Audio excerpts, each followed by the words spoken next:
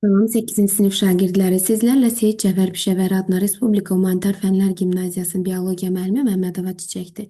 Bugün mən sizə 8-ci sinif 1-ci hissə biologiya dərsliyinin 2-ci bölməsinin 2-ci mövzusunu izah edəcəm. Bu mövzu fotosintez haqqındadır və fotosintez haqqında əslində təbiətdə keçmisiniz və bilirsiniz ki, fotosintez bitkilərdə, yaşıl olan bitkilərdə baş verən prosesdir. Bitkilərdən başqa canlılar da fotosintez edə bilərmi? Bəli, fotosintez edə bilən canlılar var. Hansındakı xlorofil pigmenti var, onlar fotosintez edə biləcəklər. Fotosintez təbiətdən öyrənmisiniz ki, karbon qazı, su vacib şərtlərdəndir. Həmçinin də bitkidə xlorofil olmalıdır, bir də günəş işığı olmalıdır ki, fotosintez prosesi baş versin. Və nəticədə bitkidə üzvü maddə və oksigen əmələ gəlir. Oksigenin lazımlı hissəsini bitki özünə istifadə edir, artıq qalanını xaric edir. Üzvü maddə isə bitki həmin o üzvü maddə ilə özü qidalanır, böyüyür, inkişaf edir. Bunları siz keçmisiniz, deməli, təbiətdə 5-ci sinifdə. İndi isə fotosintezə təsir edən xüsusiyyətləri öyrənəcəyik. Fotosintezdən əmələ gələn o üzvü maddədən nə kimi istifadə olunur? Bunları mən sizə izah eləyəcəm. Əvvəlcə dərsimizdə olan hissələrlə tanış olaq. Deməli, bitki LED işıq altında böyüyə bilərmi? LED işıq bilirsiniz ki, bunu da təbiətdən keçmisiniz. İşıqlar bilirik ki, bizə həm işıq enerjisini, həm də istilik enerjisi verir. Amma bizə istilik enerjisi lazım deyil. Çünki biz onu istilik almaq üçün yox, işıqlı olsun və biz ətrafı görə bilək deyə işlədirik. LED işıqlar da istilik enerjisinin itkisinin qarşısını almaq üçün istifadə olunur. Deməli, bitki LED işıq altında böyüyə bilərmi? Bəli, o da işıq verirsə, işıqda fotosintez gedəcək, fotosintez nəticəsində üzvü maddə əmələ gələcək və üzvü maddədən də istifadə edərək böyüyə biləcək. Bu sualın cavabı ilə maraqlanan alimlər müxtəlif rənglərdə işıq verən LED lampaların işığı altında kahı yetişdirməyə başladılar. Bu bitkilərin yetişdirdikləri işığın rəngindən asılı olaraq müxtəlif kütləli olduqları müşahidə edilmişdir. Deməli, işığın müxtəlif rəngləri də kahıya təsir etdi. İndi öyrənəcəyik ki, niyə müxtəlif rənglər bitkilərə müxtəlif cür təsir göstərdi. Açar sözlərimizə baxaq. Xlorofil, fotosintez bu mövzumuzun açar sözləridir. Deməli, bunlardan daha geniş istifadə edəcəyik. Canlı orqanizm yaşaması, yəni müxtəlif həyati funksiyaları yerinə yetirməsi üçün kifayət qədər enerji ilə təmin olunmalıdır. Və biz demişik ki, yenə aşağı siniflərdə təbiət, deməli canlılar enerji əldə etmək üçün nə edirlər? Qidalanırlar. Qida onlara enerji verir, yəni qidadan alırlar enerjini. Yalnız bitkilər, yəni fotosintez edici canlılar deyək, təkcə bitkilər deməyək, fotosintez edici canlılar enerjini günəşdən ala bilirlər və bu enerji hesabına da qida hazırlayıb özləri qidalana bilirlər. Deməli, bu enerji qida məhsullarında enerji ilə zəngin olan üzvü molekulların parçalanması nəticəsində əldə edilir. Çünki qidanın tərkibində üzvü maddələr var. O üzvü maddələrin tərkibində enerji var. Bu üzvü maddələr qida qəbul elədik. Həzm orqanlarımızda, həzm kanalımızda parçalandı və enerji yaranır. Qidada olan üzvü molekulların mənşəyini izləsək, onların birbaşa və ya dolayı yolla yaşıl bitkilərdən əldə olunduğunu görmək mümkündür. Necə yəni birbaşa və yaxud da dolayı yolla yaşıl bitkilərdən əldə olunduğu? Baxın uşaqlar, bitkilər, yaşıl bitkilər fotosintez edirlər. Fotosintez nəticəsində elə bil ki, günəş enerjisindən istifadə edərək üzvü maddə yaradırlar. Məsələn, biz o bitki, o ola bilər ki, göyərti olsun, yedik, onun içərisində olan enerji bizim orqanizmamıza keçdi, istifadə elədik.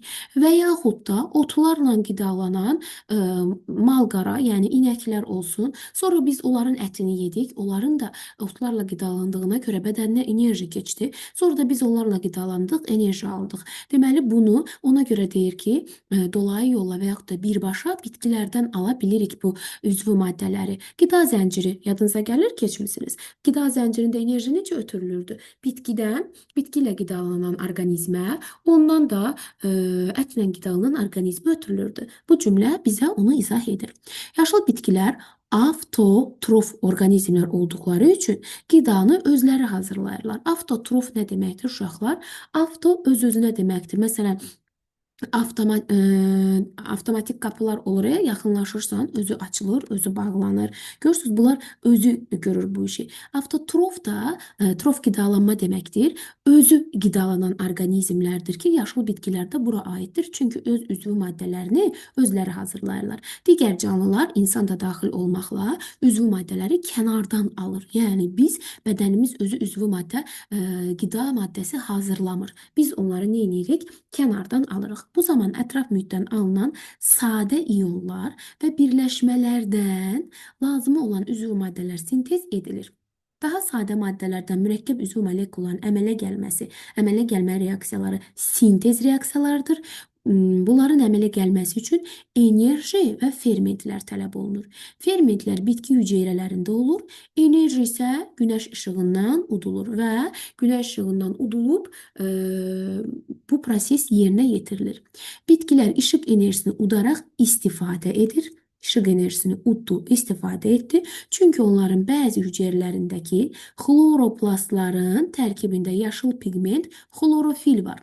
Xlorofil günəş işıq enerjisini kimyəvi enerjiyə çevirərək kimyəvi reaksiyaların baş verməsinə imkan verir. Deməli, bu hissəni ümumiləşdirək. Xloroplast bilirsiniz ki, plastidlərin bir növüdür. Tərkibində xlorofil pigmenti var. Xlorofil pigmenti yaşıl rənglidir və xloroplast da orqanellərdə 7-ci sinifdə keçmisiniz ki, yalnız bitkilərə xas olan bir orqaneldir. Bu xlorofil günəşin işıq enerjisini kimyəvi enerjiyə çevirərək kimyəvi reaksiyaların baş verməsinə imkan verir. Çünki onun işıq enerjisini udma qabiliyyəti vardır ki, bunun sayəsində deməli fotosintez prosesi baş verir. Xlorofil tərəfindən tutulan işıq enerjisinin karbon qazını və suyu glukoza ilə oksigenə çevirmək üçün istifadə olunduğu proses fotosintez adlanır. Deməli, fotosintez nədir? Xlorofil tərəfindən işıq enerjisi tutuldu və bundan sonra karbon qazı və su birləşdi, glukoza və oksigenə çevrildi. Bu da adlandı fotosintez. Fotosintezi belə yazırıq. Karbon qazı, üstə gəlinsin su. Bunun üçün nə lazım idi? Xlorofil və işıq enerjisi lazım idi. Əgər xlorofil və işıq enerjisi varsa, bu proses gedəcək və bu prosesin nəticəsində glukoza, oksigen alınacaq. Bu proses nə adlanacaq? Fotosintez. Foto bilirsiniz nədir uşaqlar? Foto işıq deməkdir. Yəni işıqda gedən sintezdə bayaq dedik nədir? Əmələ gəlmə. Yəni işıqda üzvü maddənin əmələ gəlməsi prosesidir. Bu fotosintezin sadələşmiş kimyəvi təlinidir. Daha mürəkkəb quruluşda, formullarla yuxarı siniflərdə artıq bunu biraz daha geniş öyrənəcəksiniz. Burada fotosintezin məhsulu kimi yalnız glukoza göstərilib. Yəni fotosintez nəticəsində yalnız glukozanın əmələ gəldiyi göstərilib. Amma əslində bitkilər bütün üzvü birləşmələrinin fotosintez və digər kimyəvi proseslər zamanı hazırlaya bilirlər. Hətta bunun fotosintez nəticəsində əmələ gəldiyi glukozadan sonradan digər maddələri də sintez edə bilirlər. Əsas glukozanın əmələ gəlməsi, daha sonra ondan sonra da bütün üzvü birləşmələrin fotosintez nəticəsində və digər kimyəvi proseslər nəticəsində bitkilər hazırlaya bilirlər. Bu oldu fotosintez. İndi gəlin bura baxaq. Bu şəkildə görək bizə nəyi göstərir. Aha, bu şəkildə baxın, toyuğun yumurtasını da yeyirik, toyuğun ətini də yeyirik. Elədir. Yumurtanın tərkibində üzvü molekulların mənbəyi qarğıdalı kimi bitkilərlə qidalanan toyuqdur. Toyuq, buğda, qarğıdalı, bu kimi bitkilərlə qidalanır. Elədir. Bitki də biz bayaq nə dedik? Fotosintez eləyir. Qarğıdalının da, buğdanın da yarpaqları var. Yarpaqlar yaşıl rənglidir. Yəni, onların xloroplastlarının içərisində xlorofil var. Bunlar fotosintez edib üzvü maddə yaradırlar. O buğda dəllərində, qarğıdalı dəllərində saxlanılır həmin o üzvü maddələr. Sonra toyuq bununla qidalananda toyuğun bədəninə keçir həmin üzvü maddələr. Toyuqdan da onun deməli məhsulu olan yumurtanın içərisinə. Biz də o yumurtanı yeyəndə həmin üzvü maddələr bizim orqanizmamıza keçir. Və yaxud da çörəyin tərkibində Üzüm molekullar buğda bitkisindən əmələ gəlir. Baxın, çörək buğdadan un alınır, undan da biz çörək bişiririk. Deməli, buğdanın əmələ gətirdiyi üzüm molekullardır ki, çörəyin tərkibində var. Və yaxud da qəhvə. Qəhvənin tərkibində üzüm molekulların, deməli, üzüm molekullar var. Bu da qəhvə bitkidir və onun yarpaqlarında əmələ gəlmişdi. Sonra ötürülmüşdü həmin o qəhvə dənələrinə ehtiyat şəklində də saxlanmışdı. Deməli, mənbə üzvü maddə əmələ gətirən bitkilərdir. Onlarda fotosintez nəticəsində üzvü maddələr əmələ gəlir. Daha sonra həm bitki onunla qidalanır, həm də digər canlılar onunla qidalanaraq həmin bu üzvü maddələrdən istifadə edirlər. Gəldik belə bir təcrübə verir bizə fəaliyyətdə. Deyir ki, 2 litrlik 3 ədəd boş butulka, qayçı, su qabı, çınqıllı əkin torpağı, qutu və ya qaranlıq şkaf, 3 lobiya toxumu. Əslində bu uzun bir proses tələb edir. Mən sizə bu təcrübələrin nəticəsini izah eləyəcəm. Deməli 3 dənə qab götürdülər uşaqlar. Birinci qaba su, günəş işığı var. Su da tökürlər, görürsüz, su da var. Günəş işığı da düşür bura. İkinci qabda isə yalnız günəş işığı var. Nə yoxdur? Su yoxdur ikinci qabda. Üçüncü qabda isə yalnız su var. Nə yoxdur? Günəş işığı yoxdur. Aha. İndi bizdən nə istəyir? Deyir ki, bitkilər arasındakı fərqi görmək mümkündür. Əvvəlcə sualına baxaq. Gündəlik və ya 2-3 gündən bir müşahidələr aparın deyir. Və baxın, görün ki, bitkilərin ölçüsündə, rəngində, ümumi vəziyyətində hansı dəyişikliklər baş verdi və bunun əsasında bitkilər arasında fərq görmək mümkündürmü? Görünən fərqlər bitkinin fotosintez etmək üçün suya və işığa ehtiyacı haqqında sizə nə deyir? Deməli, uşaqlar bu təcrübəni aparanda bir müddətdən sonra baxırlar ki, bu bitkilərdən birinci, hansı ki burada həm su var idi, həm günəş işığı var idi, bu bitkilər böyüdü. İkinci bitki inkişafı zəif getdi, həmçinin də üçüncü bitkidə də belə oldu. Səbəb nədir? Birinci qabda su, biz dedik fotosintez üçün nə lazım idi? Su, karbon qazı və işıq, xlorofil lazımdır ki, fotosintez geçsin. Bütün yarpaqlar yaşıldır. Xlorofil var. Xlorofilə plus qoyuram. Birinci qabda su var. Birinci qabda su var. Karbon qazı hamısında yenə var. Buna da üstəgəl qoyuram. Altdan qoyuram üstəgəlləri. Birinci qabda su var. İkinci qabda su yoxdur, günəş işığı var. Baxın, ikinci qabda. Üçüncü qabda su var, amma günəş işığı yoxdur. Ona görə də birinci qabda su, işıq amilləri hər ikisi var. Onda bu bitki ən yaxşı böyümə şərtlərinə malik olacaq. Niyə? Çünki fotosintez edəcək. Fotosintez nəticəsində üzvü maddə yaradacaq. Üzvü maddə yaratdığına görə qidalanıb, böyüyüb, inkişaf eləyəcək. Deməli, birinci qab inkişaf elədi. Gəldik ikinci qaba. İkinci qabda yalnız işıq var. Burada bitki su ala bilmir. Su ala bilmədiyinə görə də o fotosintez edə bilməyəcək. Fotosintez edə bilmədiyinə görə də nə olacaq? Bunun inkişafı zəif olacaq. Bir müddətdən sonra bitki quruyub məhv olacaq. Gəldik üçüncü qaba. Üçüncü qabda yalnız su var, amma işıq yoxdur. İşıq olmadığından burada artıq xlorofil əmələ gəlməyəcək. Xlorofil əmələ gəlmədiyinə görə də fotosintez prosesi baş verməyəcək və nəticədə bitki solğunlaşacaq, zəifləyib məhv olacaqdır. Yəni qidalana bilməyəcəkdir. İndi nə deyir? Bitkilər arasında fərqi görmək mümkündür. Bəli, gördük ki, birinci qabda bitki sağlam, yaşıl, böyükdür. İkinci, üçüncü qablarda isə zəif, solğun olacaqdır. Fotosintez üçün suya və işığa ehtiyac haqqında sizə nə deyir? Fikrinizi əsaslandırın. Fotosintez üçün həm işıq, həm də su lazımdır. Əgər bunlardan hər hansı biri olmasa, fotosintez prosesi getməyəcək və bitki məhv olacaq. Ona görə də vaxtaşırı bitkiləri sulayırıq ki, işıq, su, xlorofil istifadə edərək onlar fotosintez eləyib üzvü maddə və oksigen əmələ gətirə bilsinlər. Fotosintezə təsir edən amillər. Uşaqlar, fotosintezə təsir edən amilləri biz iki cür qruplaşdıracağıq. Daxili amillər, bir də xarici amillər. Bax, adından göründüyü kimi daxili amil deyəndə bitkinin özündə olan xüsusiyyətləri sayırıqsa, bu daxilidir. Xarici amillər isə bitkiyə kənardan təsir olunan, yəni bitkiyə kənardan gələn də deyə biləcəyik ki, bunlar xarici amillərdir. Məsələn, bax indi nə dedik? Dedik işıq, xlorofil, su, karbon qazı. Bunlardan hansı bitkinin daxili amilidir? Xlorofilin miqdarı onlarda elə deyil, çünki yarpağın özündədir.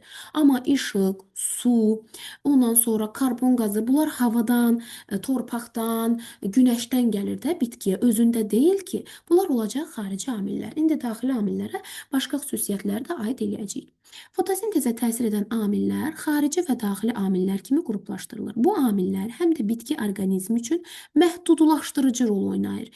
Nə deməkdir məhdudlaşdırıcı rol oynayır uşaqlar? Məsələn, işıq var, bayaq təcrübələrdə gördük, karbon var, amma su yoxdur. Məhdudlaşdırıcı amil, yəni məhdudlaşdı, fotosintez getmədi və yaxud da miqdarı az oldu, az fotosintez prosesini yerinə yetirdi. Xloroplastın miqdarı, xlorofilin tərkibi və miqdarı, sitoplazmanın tərkibi, yarpağın anatomik quruluşu, yaşı bu daxili amillərə aiddir. Yarpağın quruluşu deyəndə həmçinin yarpağın ölçüsü, sahəsi də bura aiddir. Bu bitkinin özündədir də elə deyil, bu daxili amillərdir. Daxili amillər fotosintez prosesinin düzgün tənzimi üçün çox əhəmiyyətlidir. Xarici amillərə isə işıq, karbon qazı, su, temperatur, yəni bitkiyə kənardan daxil olan amillərdir. Ona görə də bunlar nə olur? Xarici amillər. İşığın intensivliyi fotosintez sürətini tənzimləyir. İşığın intensivliyi fotosintezin sürətini tənzimləyir. Fotosintez aşağı işıq intensivliyində başlayır, parlaq gün işığında yüksək intensivliyə qədər çatır, sonra isə sabitləşir. Yəni mən işığı çox artıracağam, bu da arta-arta gedəcək? Yox. Deməli, aşağı intensivliyindən başlayır. Yəni artıq səhər açılanda ki, hava yavaş-yavaş açılmağa başlayır. Bu zaman fotosintez başlayır bitkilərdə, deməli fotosintez prosesi başlayır. Yavaş-yavaş gün artıq tam işıqlandırdı. Bu zaman yavaş-yavaş fotosintezin sürəti görürsüz artır, sürətli gedir. Artıq lap gür işıqda yenə mi artır? Xeyr, artıq bu sabit sürətlə sıfırlanmır ha uşaqlar. Yəni o yüksək sürəti var, o sürətlə davam edir. Ondan yuxarı sürətə qalxmır. Və bu intensivliyi çatana qədər sürət artdı. Sonra isə neynədi? Sabitləşdi. Fotosintezə deməli bizdə qrafik şəklində işığın intensivliyinin təsirini soruşsa, sıfırdan başladıq, hansı ki artıq yavaş-yavaş işığın intensivliyi başlayırdı. Buradan başladıq, yüksək həddə qədər gəldik. Daha sonra o hədd hansı ki o həddə qədər fotosintezin sürəti yüksələ bilər. Ondan sonra həmin sürətlə də davam eləyəcək. Yəni həmin sürətlə davam etməsi artıq onun sabit olduğunu göstərir. Bundan sonra gəlirik nəyə? Fotosintezə təsir edən karbon qazının deməli miqdarına da baxacağıq. Digər atmosfer qazlarla müqayisədə atmosferdə karbon qazı çox azdır. Bilirsiniz ki, 0,3% karbon qazı vardır. Təcrübələr göstərir ki, işıq və temperaturun kifayət qədər bol olduğu şəraitdə karbon qazının miqdarının artması fotosintezin sürətinin artmasına səbəb olsa da, yenə müəyyən səviyyədən sonra sürət dəyişmir. Yəni müəyyən müddətdən sonra həmin sürətlə davam edir. Yəni o sürətdən lap da yuxarı səviyyəyə keçmir. Bu zaman ətraf mühitdə karbon qazı miqdarı artsa belə fotosintezin sürəti sabit qalır. Baxın, havada bilirik ki, karbon qazı miqdarı 0,3, yəni atmosfer havasının tərkibində 0,3-dür. Sonra bu karbon qazının miqdarı artdıqca fotosintez yavaş-yavaş sürətlənir. Maksimum səviyyəyə çatanda, fotosintezin artıq maksimum sürətinə çatanda karbon qazının miqdarı bundan çox olsa belə fotosintezin sürəti artıq həmin o sürətlə davam edir. Da o sürətdən yuxarı qalxmır. Ona görə də nə olur? Sabit götürülür. sabit qalır. Gəldik fotosintezin baş verməsi üçün lazım olan maddələrdən biri də nədir? Sudur. Təbiətdə su bol olsa da onun paylanması dünyanın regionları arasında dəyişir. Ətraf mühitdə suyun miqdarının çoxalması bitkidə fotosintezin sürətini artırsa da, müəyyən miqdardan sonra fotosintezin sürəti sabitləşir və artmır. Necə ki, işıq, karbon qazı müəyyən həddə qədər sürətini artırıb sonra sabit qalırdı, baxmayaraq ki, işığın intensivliyi və yaxud da karbon qazının miqdarı arta bilər. Bu zaman yenə sabit qalır. Yüksək sürəti sabit qalır uşaqlar. Yəni aşağı düşmür, sabit qalır həmin o yüksək sürətdə. Eləcə də suda da bu hadisə baş verir. Suyun miqdarı fotosintezin sürətinə həm dolayı yolla təsir edir, həm də birbaşa təsir göstərə bilir. Beləliklə suyun udulması aşağı olduqda suyun udulması aşağı olduqda yarpaqlarda və cavan zoğlarda su itkisinin qarşısını almaq üçün ağızcıqların qapalı hüceyrələri neyinir? Bağlanır. Keçən dərslərdə keçmişik bunu. Ağızcıqların bağlanması nə baş verəcək ağızcıq bağlananda? Karbon qazının udulmasının azalmasına səbəb olacaq. Karbon qazının udulması azaldısa, onda karbon qazı da axı demişdik təsir edir. Bu da öz növbəsində fotosintezin sürətinin azalmasına gətirib çıxaracaq.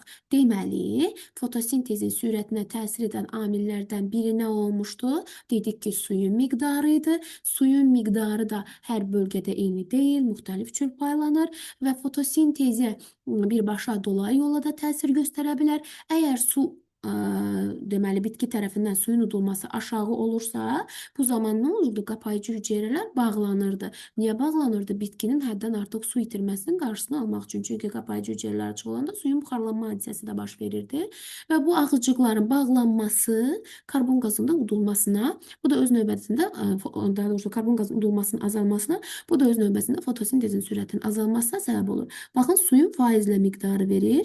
15%-dən artıq başlayır fotosintezin sürəti artmağa, 70% bunun üçün artıq sabit sürətlə, yüksək sürətlə davam etməsini göstərir. Və həmin faizdə artıq bitki yüksək sürətlə fotosintez etmə qabiliyyətinə malik olur. Biz burada xarici amillərin təsirini dedik. Hansıları dedik uşaqlar?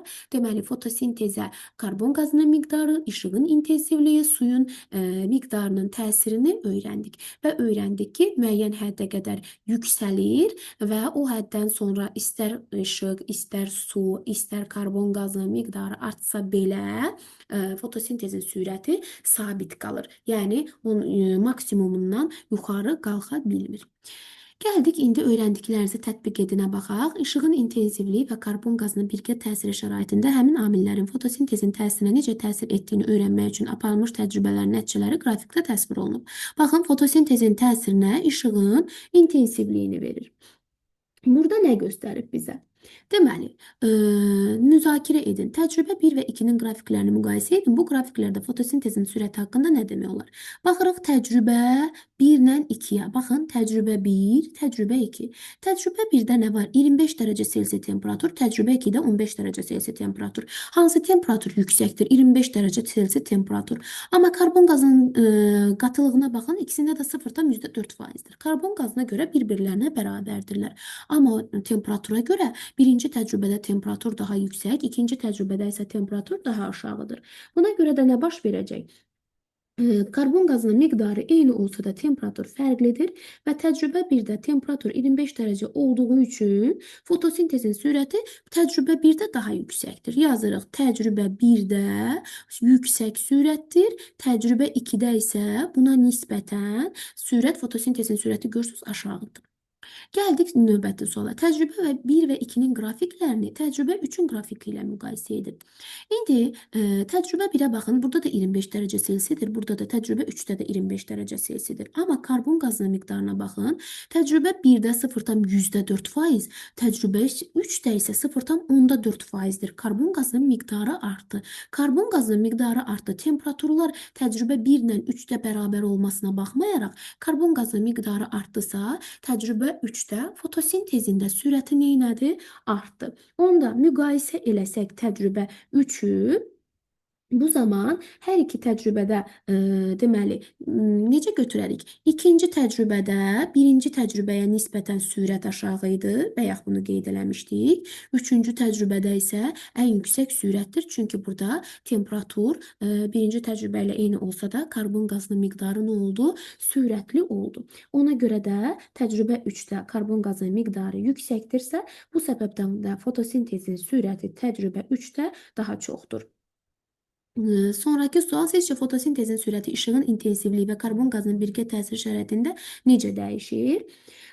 Deməli, təcrübə nəticəsində biz bunu öyrəndik ki, işığın intensivliyi də, karbon qazının miqdarı da fotosintezin sürətinə təsir göstərir. Amma yenə də bunların müəyyən həddə qədər miqdarı fotosintezi sürətləndirir, daha sonra isə fotosintezin sürəti nə olur? Sabit qalır. Gəldik növbəti öyrəndiklərinizi yoxlayındakı suallara cavab verək. Fotosintezin baş verməsi üçün hansı şərtlər vacibdir? Həm daxili, həm də xarici amillərin olması vacibdir. Daxili amillər dedikdə xlorofildir, ondan sonra yarpağın xloroplastların miqdarıdır, yarpağın sahəsidir. Yəni fermentlərdir yarpağın tərkibindəki, bitkinin tərkibindəki bunlar daxili amillər. Xarici amillərə isə işıqdır, sudur, karbon qazının miqdarıdır. Bunlar da təsir göstərir. Gəldik ikinciyə. Sizcə fotosintez prosesi üçün hansı amillər məhdudlaşdırıcıdır? Hər hansı bir amilin olmaması onun üçün artıq uşaqlar məhdudlaşdırıcı amildir. Yəni işıq yoxdursa məhdudlaşdırıcı amildir, karbon qazı yoxdursa məhdudlaşdırıcı amildir, su yoxdursa məhdudlaşdırıcı amildir, xlorofil yoxdursa məhdudlaşdırıcı amildir. Yəni fotosintezin getməsi üçün bütün bu amillərin istər daxili, istər xarici amillərin olması vacibdir. Hər hansı birinin olmaması bu fotosintezin məhdudlaşmasına gətirib çıxarır. Üçüncü sual, temperaturun fotosintezin sürətinə təsirini araşdırmaq istəyən şagird öz təcrübəsində şəkildəki hansı təcrübələrdən istifadə etməlidir? Baxın, birinci şəkildə işıq var və 10 dərəcə Selsi temperatur biraz aşağıdır. Torpaqda qurudur, yəni nəmli deyil, yəni su çatışmır burada. İkincidə 20 dərəcə Selsi temperatur biraz yüksəkdir. Nəmli torpaqdır, deməli su da var. Üçüncü şəkildə temperatur 30 dərəcə Selsi var, amma torpaq qurudur, yəni su yoxdur. Dördüncü şəkildə temperatur aşağıdır, 10 dərəcə Selsidir və nəmli torpaq var. İndi bizə nə istəyir? Hansı təcrübələrdən istifadə etməlidir? Şagird temperaturun fotosintezinə sürətini, təsirini araşdırmaq üçün yalnız temperatur amilini dəyişdirməli, digər amilləri, yəni işıq, su, torpaq şəraitini sabit saxlamalıdır. Axı bizə deyir fotosintezə temperaturun təsirini. Bu şərtlərə uyğun olan təcrübələr hansılar ola bilər? Bu şərtlərə uyğun olan təcrübələr, baxın, burada su yoxdur, burada da su yoxdur. Bu təcrübələri biz götürə bilmərik. Çünki bizə deyir ki, ancaq temperaturu dəyişə bilərik. Qalan halları dəyişə bilmərik. Ona görə də biz B və D təcrübələrinin temperaturunu artırmaqla, məsələn, buna 10 dərəcə Selsi artırmaqla, buna 20 dərəcə Selsi temperaturu artırmaqla biz fotosintezin sürətini dəyişə bilərik. Amma bu quru torpağa mən burada fotosintezin sürətinə 20 dərəcə Selsi temperatur da artırsam, dəyişməyəcək. Çünki torpaq qurudur A-da. Həmçinin C-də də torpaq, baxın, onsuz da temperaturu yüksəkdir də 30 dərəcə Selsi. Amma torpaq quru, yəni nəm olmadığına görə, yəni su çatışmadığına görə bu təcrübədə də biz temperatura dəyişsək belə su çatışmamazlığından fotosintezin sürəti dəyişməyəcək. Bu da oldu deməli fotosintez mövzusu. Ümid edirəm dərs sizə aydındır. Suallarınız olarsa rəylərdə yazmağı unutmayın. Sağ olun. Gələn dərslərdə görüşərik.